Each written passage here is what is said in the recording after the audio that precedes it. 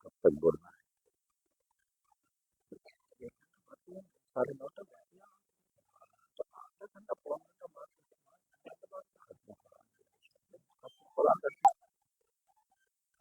بسم اللہ الرحمن الرحیم الحمد للہ رب العالمین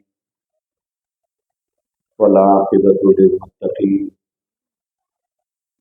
والصلاة والسلام علی سید الانبیاء والمرسلین محمد وعلی آلہ واصحابہ وازواجہ وذریاتہ واہل بیتہ اجمعین الی یوم الدین. اما بعد فقد قال النبی صلی اللہ علیہ وسلم الا کلکم راع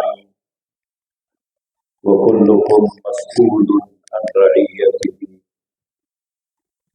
او کما قال علیہ الصلوۃ والسلام.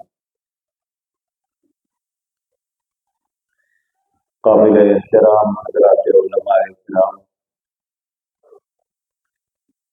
دور دور سے اطراف و اکناف سے آئے ہوئے میرے بھائیوں اور میری عزت مآب قابل احترام عزیز بہنوں،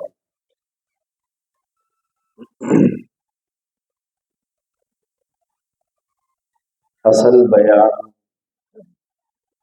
آپ حضرات کو لکھنؤ سے تشریف لائے ہوئے ہمارے بزرگ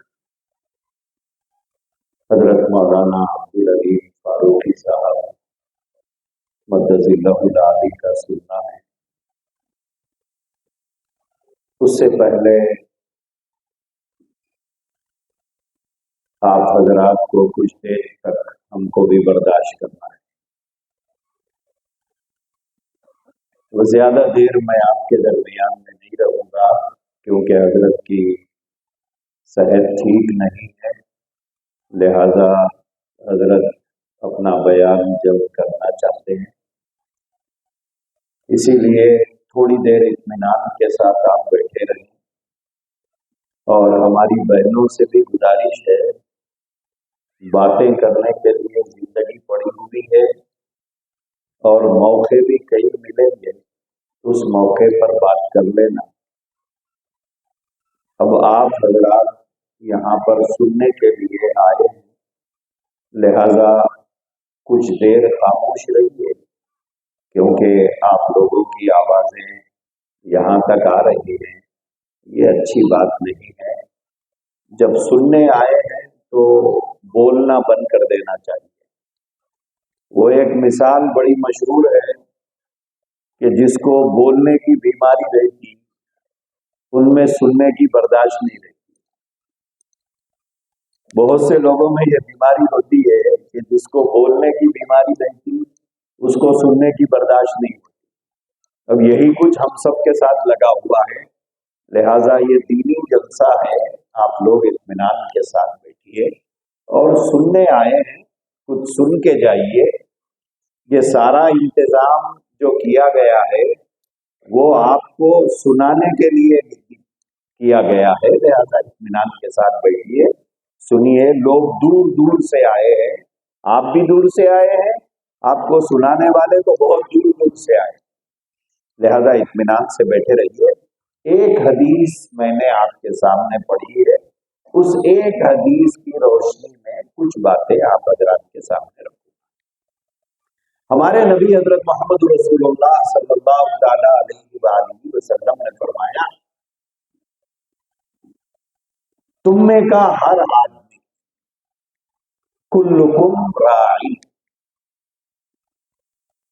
تم میں کا ہر آدمی نگران ہے. نگران تو موٹا لفظ ہے، ہر آدمی کو سمجھ میں آتا ہے. کن کا نگران ہے، کس کا نگران ہے، ان لوگوں کا نگران ہے جو اس کے ماتحت رہتے ہیں. جیسے باپ ہے تو باپ نگران ہے کس کا؟ بچوں کا. کیونکہ بچے اس کے ماتحت رہتے ہیں. وہ گھر کا بڑا ہے، وہ گھر کا ذمہ دار ہے. اگر کوئی باپ اپنے بچوں کو کھانا نہیں کھلاتا ہے، خاندان والوں کو پتا چلا تو پوچھیں گے. کس کو پوچھیں گے؟ باپ ہی کو تو پوچھیں گے نا کہ میاں تم باپ تھے، بچوں کو کھانا کیوں نہیں کھلاتے؟ تم باپ ہے، بچوں کو کپڑا کیوں نہیں پہناتے؟ تم باپ ہے، بچہ بیمار ہو گیا تو دواخانہ کیوں نہیں لے جاتے؟ تم ماں ہے، بچوں کو کھانا پکا کر کیوں نہیں کھلاتی؟ تم ماں ہے، بچوں کو نہلا کر صاف ستھرا کیوں نہیں رکھتی؟ پوچھتے نہیں پوچھتے؟ یہ پوچھتے ہیں، ہر آدمی پوچھتا ہے، اڑوس پڑوس پوچھتا ہے، آزو بازو والا پوچھتا ہے. تو بھائیوں اور بہنوں یہ بات یاد رکھو، ایک دن ہم سب پہ ایسے آنے والا ہے کہ ہم لوگ اس دنیا میں نہیں رہیں گے. ہم لوگ اس دنیا میں نہیں رہیں گے. یہاں چھوٹے بڑے ہر عمر کے لوگ بیٹھے ہوئے ہیں.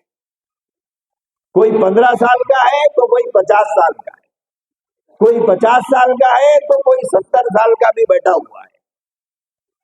لیکن آئندہ 100 سال کے بعد، آئندہ 100 سال کے بعد یہاں بیٹھے ہوئے سارے لوگوں میں سے ایک بھی نہیں رہے گا. کوئی رہے گا؟ کوئی نہیں رہے گا. اسی لیے میں ذرا 100 سال بولا، 50 سال بولے تو ذرا گھبراتی طبیعت، اسی لیے 100 سال بول دیا کہ 100 سال کے بعد یہاں بیٹھے ہوئے لوگوں میں سے ایک بھی نہیں رہے گا. کوئی نہیں رہے گا. نہ بچہ رہے گا، نہ بوڑھا رہے گا، نہ مرد رہے گا، نہ عورت رہے گی. نہ باپ رہے گا، نہ بیٹا رہے گا، نہ ماں رہے گی، نہ بیٹی رہے گی. کوئی نہیں رہے گا. 100 سال کے بعد ہم سب خبروں میں رہیں. پھر ایک دن آئے گا کہ اللہ تبارک و تعالی ہم سب کو خبروں سے اٹھائے گا. مسلمان کا یہ عقیدہ ہے، والبعث بعد الموت، مرنے کے بعد پھر اٹھائے جائیں گے.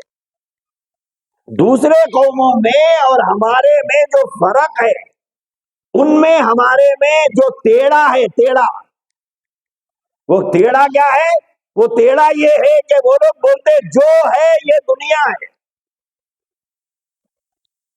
جو ہے بس یہی دنیا ہے. ہم بولتے نہیں، یہ دنیا سب کچھ نہیں ہے. اسی لیے ہمارے نبی نے فرمایا الدنیا سجن المؤمن وجنت الکافر. ان کے نزدیک سب کچھ یہ دنیا ہے. کیوں؟ ان کے پاس مرنے کے بعد پھر زندہ کیے جانے کا کوئی عقیدہ نہیں ہے. اسی لیے ہمارے نبی نے فرمایا یہ کافر کی جنت یہی دنیا ہے. کافر کے لیے جنت کیا ہے؟ یہی دنیا ہے. اسی کو سب کچھ سمجھتے ہیں.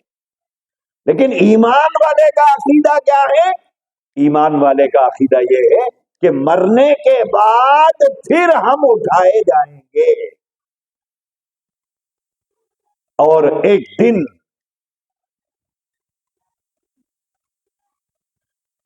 دن اللہ تبارک و تعالی ہم سب کو ایک میدان میں جمع کریں گے. ایک میدان میں جمع کریں گے، وہ میدان محشر کہلاتا ہے. وہاں جمع کر کے اللہ تبارک و تعالی ہم سے ہماری زندگی کا حساب لیں گے. ہم سے ہماری زندگی کا حساب لیں گے. یہ آسمان، یہ زمین، یہ جھاڑ، یہ پیڑ، یہ پانی، یہ اللہ کی پیدا کردہ ساری چیزیں جو آج ہم استعمال کر رہے ہیں، کھا رہے ہیں، پی رہے ہیں، اس کا حساب ہوگا یا نہیں ہوگا؟ بولے اس کا حساب ہوگا. 100 روپے دے کے بچے کو بازار کو بھیجے تو آنے کے بعد حساب پوچھتے نہیں پوچھتے؟ بچے سے حساب پوچھتے. 500 روپے دے کے بیوی کو گاؤں کو گئے، آنے کے بعد حساب پوچھتے. 500 دے کے گیا تھا کیا کری، 1000 دے کے گیا تھا کیا کرے؟ پوچھتے نہیں پوچھتے؟ بعض بیویوں کو تو لکھ کے رکھنا پڑتا، اتنا پیسناسی رہتا انہیں، اتنا پیسناسی رہتا. بعض بیویوں کو لکھ کے رکھنا پڑتا. 5 روپے کی کوتمیر منگائی، 2 روپے کا کریا پاک منگائی، 3 روپے کے ٹماٹے منگائی، پورا حساب لکھ کے دینا پڑتا. تو 100 روپے دے کے بچے کو حساب پوچھ رہے ہیں، 500 روپے دے کے بیوی کو حساب پوچھ رہے ہیں. تو اللہ تبارک و تعالی 50 سال کی، 60 سال کی، 70 سال کی زندگی دیا تو اللہ بھی حساب پوچھیں گے. ہم سب سے پوچھیں گے، سب سے حساب ہوگا. وہ پہلے انسان حضرت آدم علیہ السلام سے لے کر وہ آخری بچہ جو اس دنیا میں پیدا ہوگا، وہ آخری انسان جو اس دنیا میں پیدا ہوگا، ان سب کا اللہ حساب لے گا. کتنے لوگوں کا حساب، کتنے دن لگیں گے، کتنا ٹائم لگے گا، کتنا وقت لگے گا. خالی 6 گارنٹیوں کا فارم بھرنے گئے تو 4 گھنٹے لائن میں کھڑے نہ پڑا، 5 گھنٹے لائن میں کھڑے نہ پڑا. اب وہاں تو خالی ہمارے محلے کا، ہمارے گاؤں کے لوگوں کا خالی فارم بھرنا تھا، وہاں تو پوری دنیا کے لوگوں کا حساب ہونے والا ہے. اللہ تعالیٰ نے قرآن میں فرمایا، وہ دن جس دن اللہ تبارک و تعالی ہم میں سے ہر ایک کا حساب لے گا، کان مقدارہ 50,000 سنہ. قرآن میں اللہ نے فرمایا 50,000 سال کا ایک دن ہوگا. کتنے سال کا بھائی؟ کتنے سال کا؟ 50,000 سال کا ایک دن ہوگا.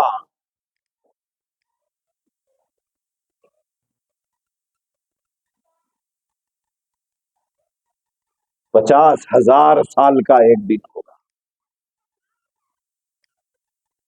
تفصیل میں گئے بغیر میں سیدھے سیدھے حدیث کا مطلب بیان کر دینا چاہتا ہوں کہ اس دن اللہ تبارک و تعالی ہم میں سے پوچھے گا ہمارے ماتحتوں کے بارے میں، مسئول عن رعیتہ، پوچھے گا ہمارے ماتحتوں کے بارے میں. ہمارے ماتحت کون ہیں؟ ہماری بیوی ہمارے ماتحت، ہمارے بیٹے ہمارے ماتحت، ہماری بیٹیاں ہمارے ماتحت، جو جن کے ہم بڑے بنے تھے، جن کے ہم اپنے آپ کو بڑے سمجھتے تھے، جن پر اپنا بڑاپن جتاتے تھے، جن کو ہم چھوٹا سمجھ کر اپنا بڑاپن ہم جن پر جتاتے تھے، ان کے بارے میں اللہ ہم سے پوچھے گا.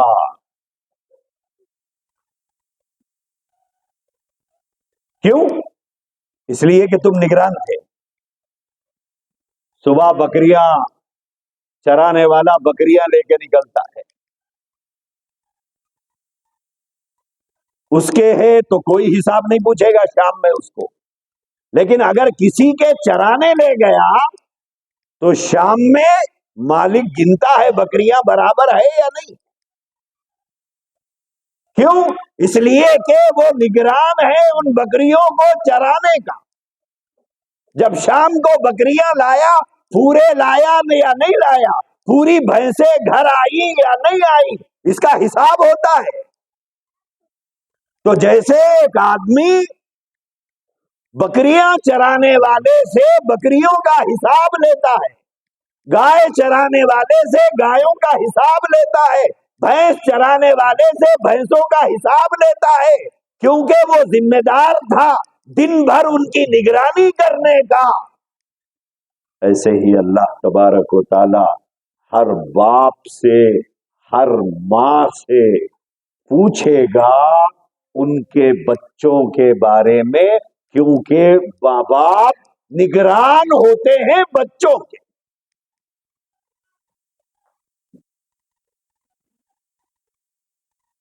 کلکم مسئول عن رعیتہ،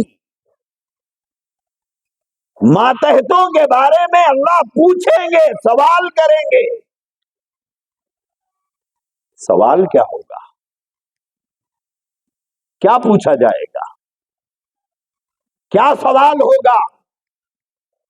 کھانا کھلایا یا نہیں کھلایا، کپڑے پہنایا یا نہیں پہنایا، مکان بنا کے دیا کہ نہیں دیا، جنگل دلایا کہ نہیں دلایا، باغ لگا کے دیا کہ نہیں دیا، ڈاکٹری پڑھایا کہ نہیں پڑھایا، کٹنم لیا کہ نہیں لیا. یہ پوچھیں گے اللہ میاں. پوچھیں گے ضرور، مگر کیا پوچھیں گے؟ کیا یہ پوچھیں گے؟ یہ نہیں پوچھیں گے. یہ نہیں پوچھیں گے. پھر کیا پوچھیں گے؟ پھر کیا سوال کریں گے؟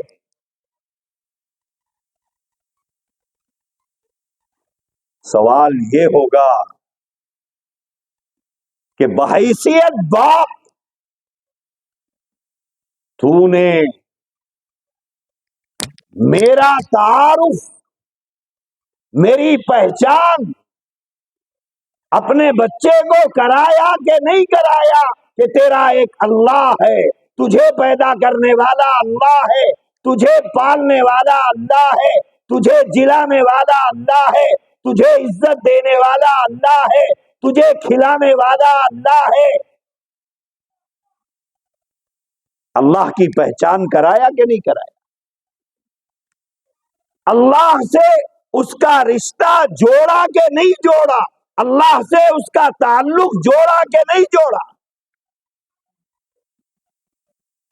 اللہ ہم سے پوچھے گے. کیوں؟ اس لیے کہ ہم ذمہ دار ہیں. آج بچہ 6 مہینے، 8 مہینے، 10 مہینے کا کیا ہوتا ہے، گھر میں ہر آدمی چاہتا ہے کہ بچہ مجھے پہچانے. باپ یہ چاہتا ہے کہ بچہ مجھے پہچانے، ماں یہ چاہتی ہے کہ بچہ مجھے پہچانے، دادا یہ چاہتا ہے کہ بچہ مجھے پہچانے، نانی یہ چاہتی ہے کہ بچہ مجھے پہچانے. ہر آدمی لگا ہوا ہے اپنی پہچان کرانے میں. میرے بھائیوں، کبھی ہم لوگوں نے سوچا کہ ہمارا بچہ ہمیں باپ کی حیثیت سے، ماں کی حیثیت سے، دادی کی حیثیت سے، نانی کی حیثیت سے، خالہ اور پھوپھی کی حیثیت سے، ماموں اور چچا کی حیثیت سے تو پہچان لیا، لیکن بحیثیت مسلمان میرا بچہ میرے اللہ کو پہچانتا ہے یا نہیں پہچانتا؟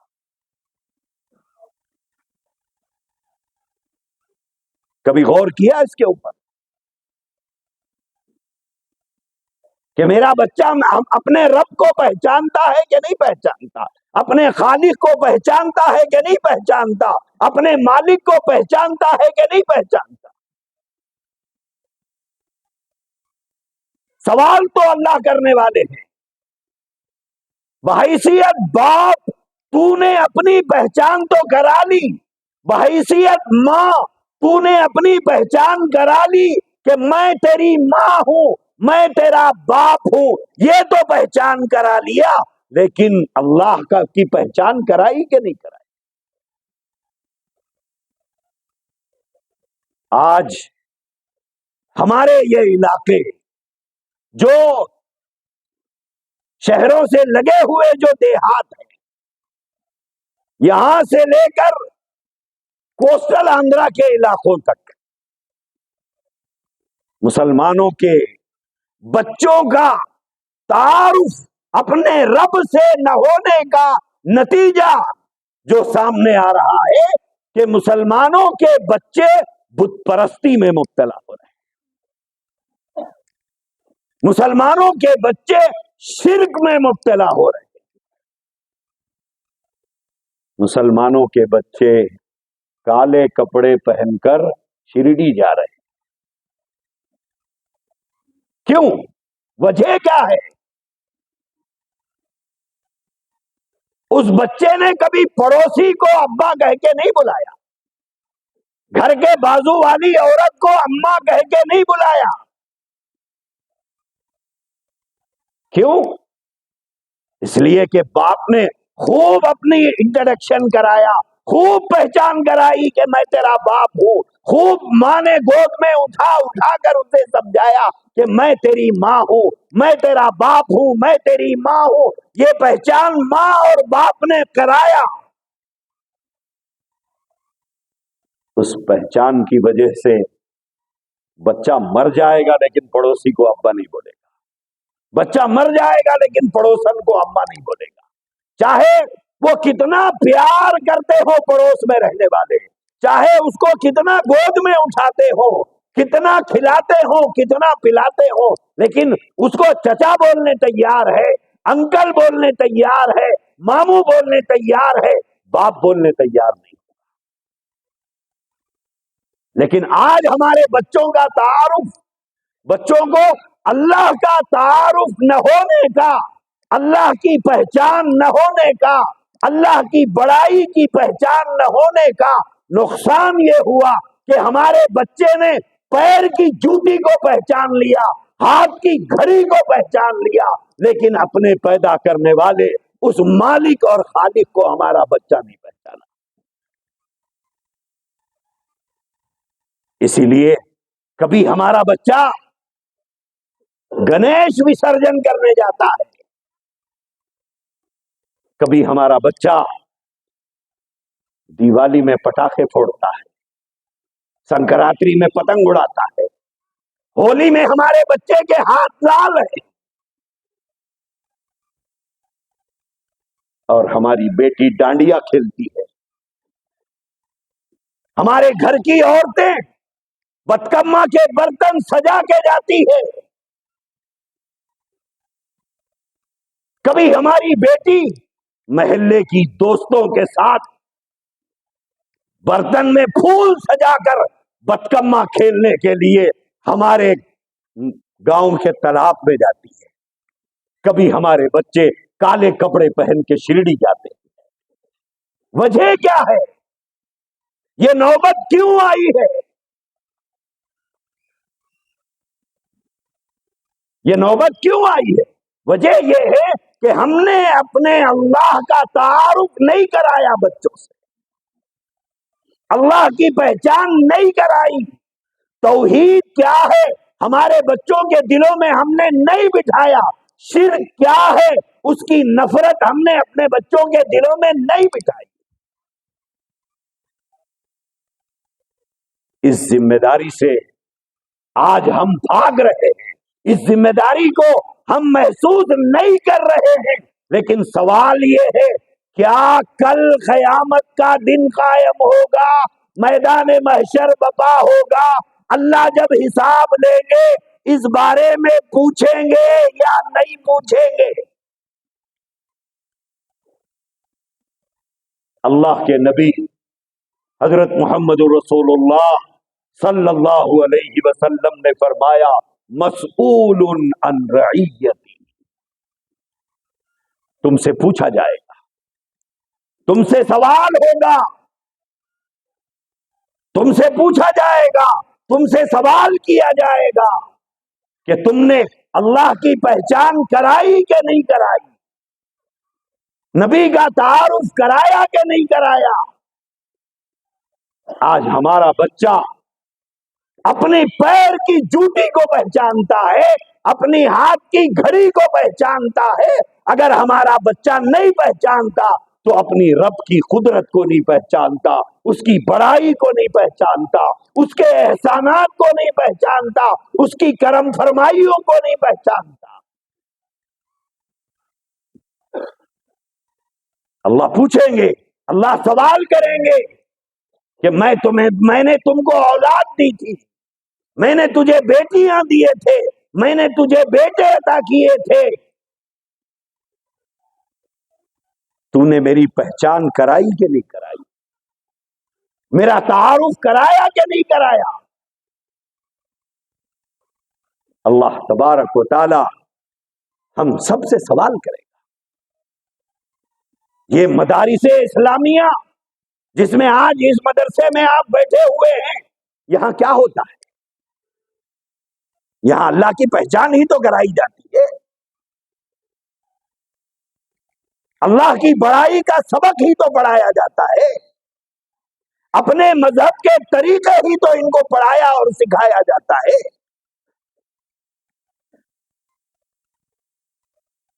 تو میرے بھائیوں اور بہنوں، یہ بات یاد رکھو کہ ہم میں سے ہر ایک سے کل میدان محشر میں سوال ہوگا، اللہ پوچھے گا۔ آج ہمارا بچہ توحید کیا ہے جانتا نہیں۔ اگر یہ توحید جانتا ہوتا، اللہ کی بڑائی کو اس کے دل میں بٹھایا گیا ہوتا، اللہ کی محبت اس کے دل میں بٹھائی گئی ہوتی، تو آج ہمارے گھر کے بچے ہو یا بچیاں ہو، بڑے ہو یا عورتیں ہو، وہ کام نہیں کرتے جو کام غیروں کے طریقے۔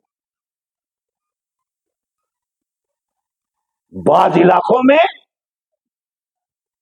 عورتیں مندروں کو جاتی ہیں، عورتیں چرچوں کو جاتی ہیں،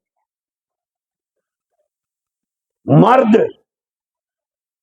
اس طرح ہاتھ جوڑ کے کھڑے ہو رہے ہیں۔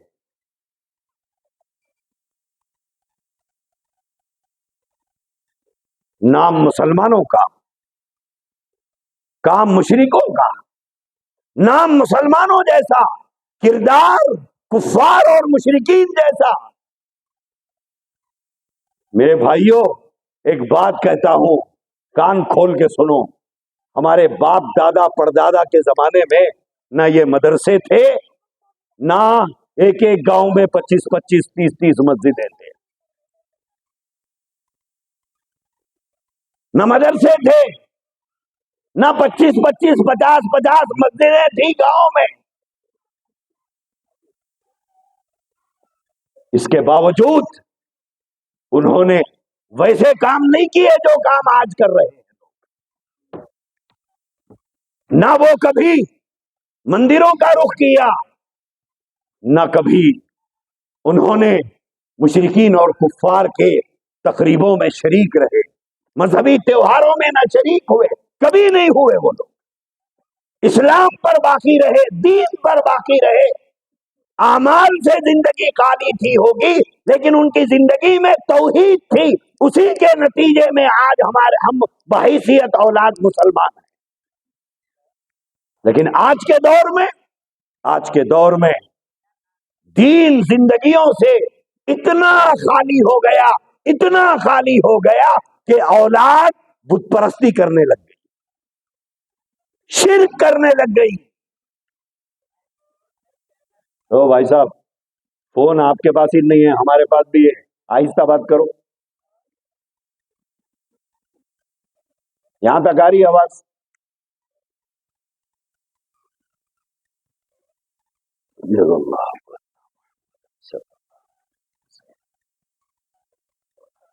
تو میرے بھائیوں، ایک بات یہ یاد رکھنا، اللہ پوچھیں گے۔ تو ہمارا کام ہے اپنی اولاد کو توحید کیا ہے، شرک کیا ہے بتانا۔ توحید کیا ہے، شرک کیا ہے، اسلام کیا ہے، کفر کیا ہے، اسلام کیا ہے، توحید کیا ہے، شرک کیا ہے، اسلام کیا ہے، کفر کیا ہے، اسلام کیا ہے، عیسائیت کیا ہے، اسلام کیا ہے، یہودیت کیا ہے، یہ بتانا. جیسے آپ بتاتے ہیں بیٹا یہ زمین ہماری ہے، یہ چچا کی ہے، یہ گھر ہمارا ہے، یہ ماموں کا ہے، یہ زمین ہماری یہاں سے یہاں تک ہے، جیسے اپنے زمینوں کو، اپنے جائیدادوں کا حصہ بتاتے ہیں کہ کہاں سے کہاں تک ہے، ایسے ہی اپنی اولاد کو بتاؤ کہ بیٹا بحیثیت مسلمان ہم کو کیا کرنا ہے، کیا نہیں کرنا، کیا کرنا ہے، کیا نہیں کرنا ہے. اگر ہم اس پہ توجہ نہیں دیں گے، کل میدان محشر میں اللہ پوچھے گا کہ تو نے میرا تعارف کرایا نہیں کرایا، زمین خریدا تو لے جا کے بتایا، گھر خریدا تو لے جا کے بتایا، ایک ٹکڑا خریدا تو لے جا کے بتایا. میں نے سارا جہاں پیدا کیا، تجھے پیدا کیا، تیرے بیٹے کو پیدا کیا، پیدا کرنے والے کا کی پہچان کرایا کہ نہیں کرایا، اس کا انٹروڈکشن کرایا کہ نہیں کرایا، اس کی پہچان کرائی کہ نہیں کرائی، اس کا تعارف کرایا کہ نہیں کرایا. نہیں پوچھے گا اللہ میاں، برابر پوچھے گا. ایک بات تو یہ ہے. دوسری اور آخری بات آپ سے یہ عرض کرنا ہے، اللہ تبارک و تعالی نے مسلمانوں کو، جو مسلمان ہے، جو اپنے آپ کو مسلمان سمجھتا ہے، جو اپنے آپ کو مسلمان سمجھتا ہے، جو اپنے آپ کو مسلمان کہتا ہے، اس کے لیے زندگی گزارنے کا ایک طریقہ بتایا. جو اپنے آپ کو مسلمان کہتا ہے اس کو زندگی گزارنے کا ایک طریقہ بتایا. جو اس طریقے کے مطابق زندگی گزارے گا، چاہے مرد ہو، عورت ہو، پڑھا لکھا ہو، جاہل ہو، مالدار ہو، فقیر ہو، سیٹ ہو، نوکر ہو، مرد ہو، عورت ہو، ساس ہو، بہو ہو، پڑھی لکھی ہو، جاہل ہو، کوئی بھی ہو، اگر مسلمان ہے تو اس کو جینے کا ایک طریقہ بتایا. جو اس طریقے کے مطابق زندگی گزارے گا، کیا شور مچا رہے بھائی یہ تو، جو اس طریقے کے مطابق زندگی گزارے گا وہی سچا اور پکا مسلمان ہے. جو اس طریقے کے مطابق زندگی گزارے گا وہی سچا اور پکا مسلمان ہے. اور وہی نبی، اسی کو نبی پاک صلی اللہ علیہ وسلم اپنا سچا اور پکا امتی سمجھیں گے.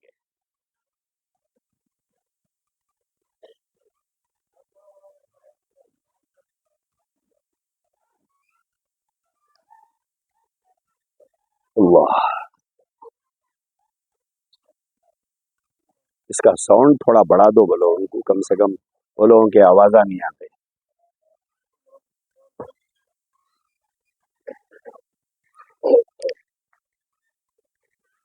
تو دوسری بات جو عرض کرنا ہے وہ یہ ہے، مسلمانوں کو جینے کا ایک طریقہ بتایا گیا. جو اس طریقے کے مطابق زندگی گزارے گا وہی سچا مسلمان، وہی پکا مسلمان ہے. ہمارے نبی صلی اللہ تعالی علیہ وآلہ وسلم نے زندگی کا ہر کام کرنے کا طریقہ بتایا ہے. زندگی کے ہر کام کے کرنے کا طریقہ بتایا.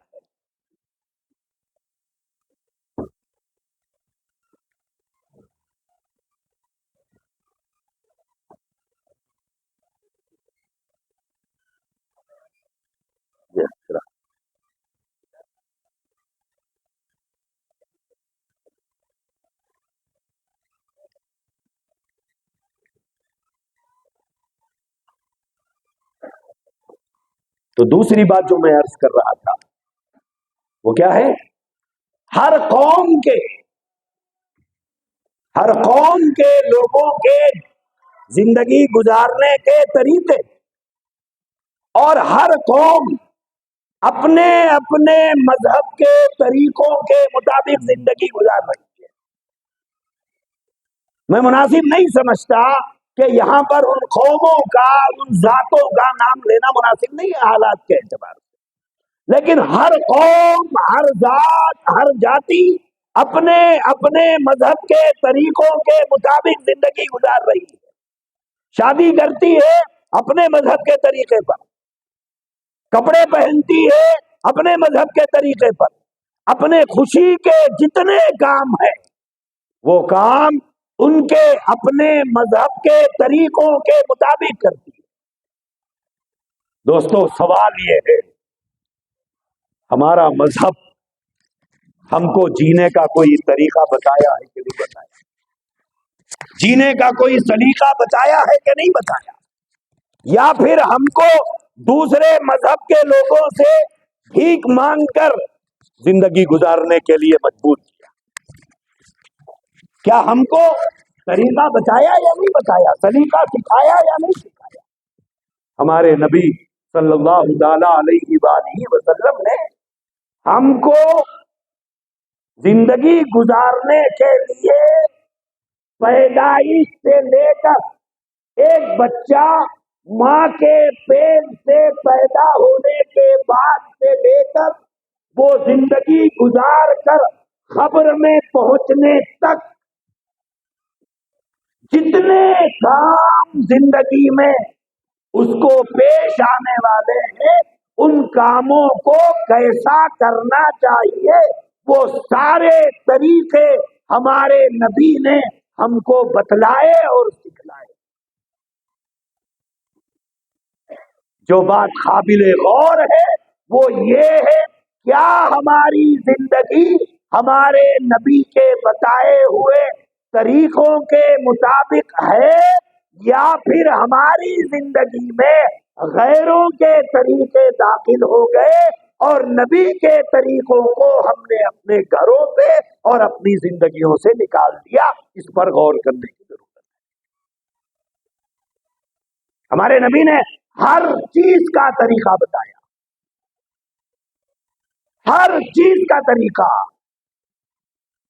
کاروبار کرنے والے کو کاروبار کا طریقہ بتایا، کھیتی کرنے والے کو اس کا طریقہ بتایا، خریدنے والے کو خریدنے کا طریقہ بتایا، بیچنے والے کو بیچنے کا طریقہ بتایا، شوہر ہے تو شوہر کو کیسے بیوی کے ساتھ رہنا ہے وہ بتایا، ماں ہے تو بچوں کے ساتھ کیسا رہنا ہے بتایا، عورت ہے تو شوہر کے ساتھ اس کو کیسا رہنا ہے وہ بتایا، باپ ہو تو اولاد کے ساتھ کیسا رہنا ہے سب بتایا۔ لیکن سوال یہ ہے، کیا ہماری زندگی ہمارے نبی کے بتائے ہوئے طریقوں کے مطابق ہے، یا پھر ہم دوسری قوموں کے ساتھ رہتے رہتے رہتے رہتے ان کے طریقوں کو اپنا لیا؟ دو بڑی غلطیاں آج ہم لوگ کر رہے ہیں۔ ایک یہ، اللہ کا تعارف نہیں کرایا، اللہ کی پہچان نہیں کرائی، اللہ کی بڑائی دل میں نہیں بٹھائی، اللہ کی عظمت ان کے دل میں نہیں بٹھایا، اللہ کی کبریائی ان کے دلوں میں نہیں بٹھائی۔ ہماری اولاد، اس کے نتیجہ کیا نکلا؟ ہماری اولاد غیروں کے تہواروں میں جا رہی ہے، ہماری گھر کی بیٹیاں غیروں کے تہواروں میں جا رہی ہے، ہمارے گھر کے بیٹے کالے کپڑے پہن کر غیروں کے ساتھ جا رہے ہیں، مالے پہن رہے ہیں، غیروں کے ساتھ جا رہے ہیں۔ گنیش وسرجن کرنے ہمارے بچے جا رہے ہیں، بعض علاقوں میں مسلمان بچوں نے گنیش کی مورتیاں بٹھائی، گنیش کے منڈپوں میں نگرانیاں کرنے بیٹھے۔ کس کے بچے ہیں؟ مسلمانوں کے بچے، مسلمانوں کے بچے۔ یہ سب کچھ ہو رہا ہے، وجہ یہ ہے کہ توحید کا سبق ہم نے انہیں نہیں پڑھایا، شرک کی نفرت ان کے دلوں میں نہیں بٹھائی، کفر کی نفرت ان کے دلوں میں نہیں بٹھائی۔ ایک وجہ، ایک نقصان۔ دوسرا نقصان نبی پاک صلی اللہ علیہ وسلم کے طریقوں کی اہمیت، نبی پاک صلی اللہ علیہ وسلم کی سچی محبت، نبی پاک صلی اللہ علیہ وسلم کے طریقوں کی اہمیت اپنی اولاد کے دلوں میں ہم نے نہیں بٹھایا. اس کا نقصان یہ ہوا کہ ہمارے بچے، ہماری بچیاں، ہمارے مرد، ہماری عورتیں سب غیروں کے طریقوں پر چلے. ہمارے گھر کی شادیاں، ہمارے گھر کے دعوتیں، ہمارے گھر کا اچھا، ہمارے گھر کا برا، اس میں غیروں کے طریقے نظر آتے ہیں، نبی کے طریقے نظر نہیں آتے، اسلام کے طریقے نظر نہیں آتے، قرآن کے طریقوں احکام نظر نہیں آتے. اس لیے میرے بھائیوں اور بزرگوں، یاد رکھو، اللہ نے اولاد جیسی نعمت دی ہے تو کل قیامت میں اللہ پوچھے گا کہ میری پہچان کرایا یا نہیں کرایا. اپنی پہچان تو کرا لیا کہ میں باپ ہوں، اپنی پہچان تو کرا لی میں ماں ہوں، اللہ کی پہچان کرایا کہ نہیں کرایا. بچہ بڑا ہونے تک 100 مرتبہ احساس دلاتا ہے کس محنت سے پالتا ہوں، کس محنت سے پالتا ہوں، کتنی محنت کر کے میں پالتی ہوں. ماں اور باپ 100 مرتبہ احساس دلاتے ہیں، لیکن کبھی ان کے دلوں میں یہ بٹھانے کی کوشش کی ہے، بیٹا میں نہیں پالتا، رب پالتا ہے، بیٹا میں نہیں کھلاتی، اللہ کھلاتا ہے، ہم ایک ذریعہ ہیں، ہم ایک سبب ہیں، سب کچھ کرنے والی ذات اللہ کی ہے.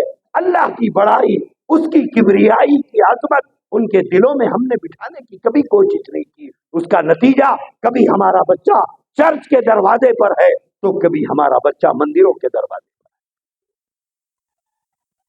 نبی پاک صلی اللہ علیہ وسلم کے طریقوں کی اہمیت، سنت کی اہمیت، مذہب کے طریقوں کی اہمیت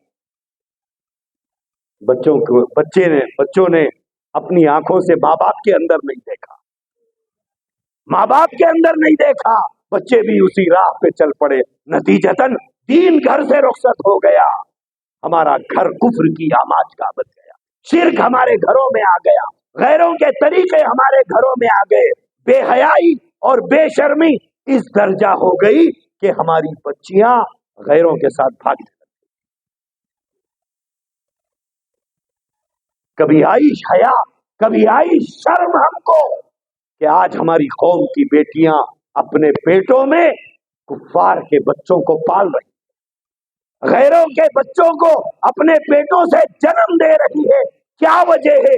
باپ مسلمان، ماں مسلمان، دادا مسلمان، نانا مسلمان، چچا مسلمان، خالہ مسلمان، ماموں مسلمان، پھر یہ بھاگ کیوں گئی؟ غیر کے ساتھ کیوں گئی؟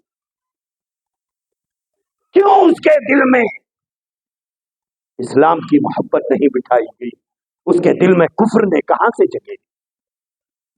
کافرانہ طریقے، مشرکانہ رسم و رواج، کافرانہ طور طریقے گھر میں اختیار کرنے کا نتیجہ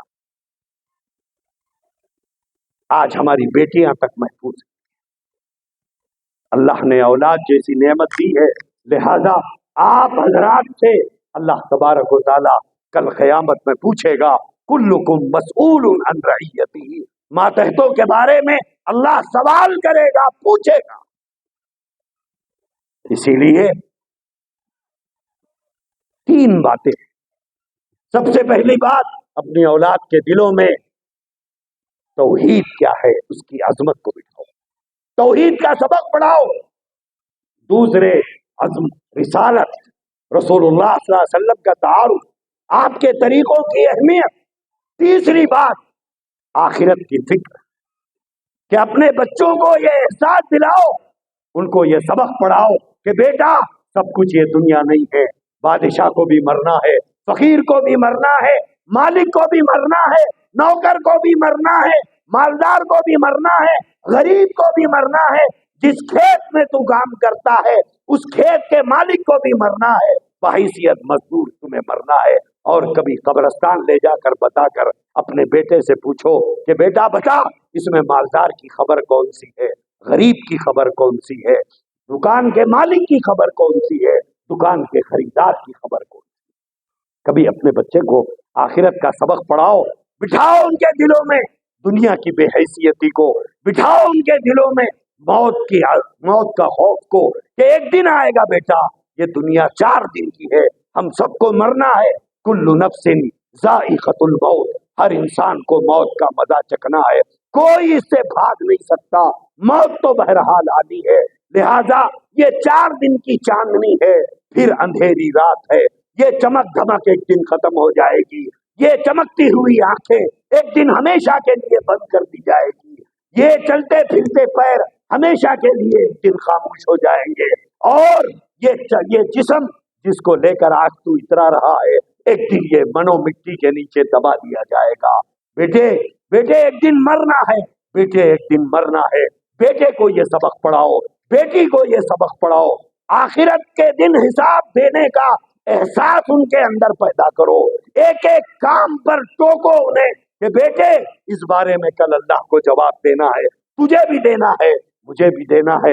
یہ 3 باتیں، عقیدہ توحید، عقیدہ رسالت، عقیدہ آخرت، یہ 3 چیزوں کی بڑی اہمیت ہے، یہ اس کے اندر اپنی یہ چیزیں اپنی اولاد کو پڑھاؤ، سکھاؤ، اپنی اولاد کو توحید کیا ہے بتاؤ، رسالت کیا ہے بتاؤ، آخرت کیا ہے یہ بتاؤ، تاکہ کل قیامت میں وہ بھی بچ سکے، ہم بھی بچ سکے، اللہ کی رضا سے وہ بھی سرفراز ہو سکے، ہم بھی سرفراز ہو سکے۔ اللہ تبارک و تعالی ہمارے کہنے کو، ہمارے سننے کو، ہمارے بولنے کو، آپ کے جمع ہونے کو قبول فرمائے، اور اللہ تبارک و تعالی دونوں جہانوں میں ہمیں سرخروئی نصیب فرمائے، جب تک زندہ رہے اسلام پر زندہ رکھے، جب موت کا وقت آئے تو ہم سب کو ایمان کامل پر، توحید خالص پر موت مقدر فرمائے۔ وآخر دعوانا ان الحمد للہ رب